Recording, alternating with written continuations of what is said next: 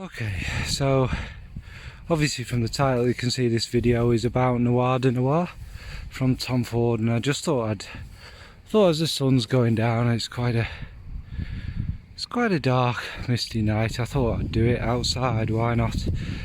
And I'd start it outside. So yeah, in the opening of this, it's actually I'd say got a little bit of a fruity pop to it. You could maybe even say it's like a dark sweet cherry mixing with that rose. Even like a syrupy kind of thing that you put in a soda stream to make pop. It's got that kind of texture. It's very warm, but straight away you do get the darkness coming through. It's quite particularly on me, a tiny hint of pepperiness, but also that the dark chocolate is very much forward on me. And also there's like the oud, a kind of woodiness about it. It is very lovely, but it's about that dark, really dark, black, rosy kind of sumptuousness. It's really, from the first spray, this fragrance really does kind of start to nuzzle you at the neck and starts to draw you in. It is absolutely gorgeous. So really that's all I can say about the opening. Now again, it's not going to be a long video because it's not overly one that changes an awful lot. It just seems to get deeper and that, etc. So I will come back. Yeah, obviously a bit of a change of scenery to kind of match this fragrance. Now you're probably a couple of hours in, maybe a bit less.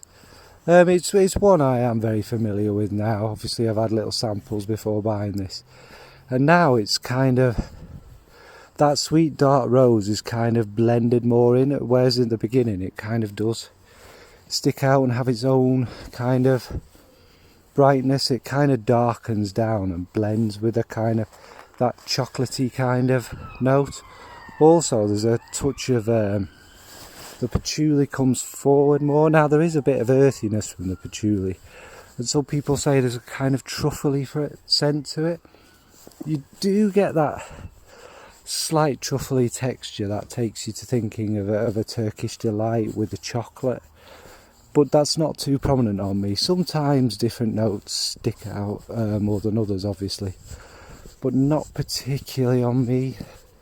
Them notes.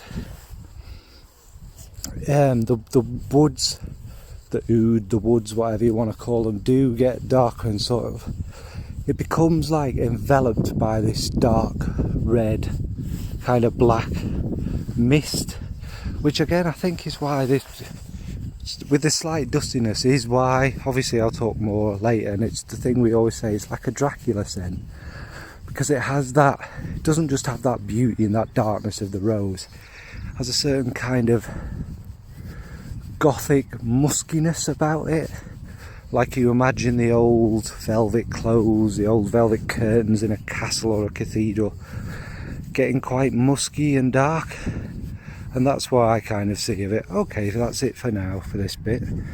What this fragrance basically is, in conclusion, as we know, is it's a beautiful sweet rose, but very dark, and with that kind of earthy patchouli, that kind of almost muskiness, and the darkness from the oud, it's just this beautiful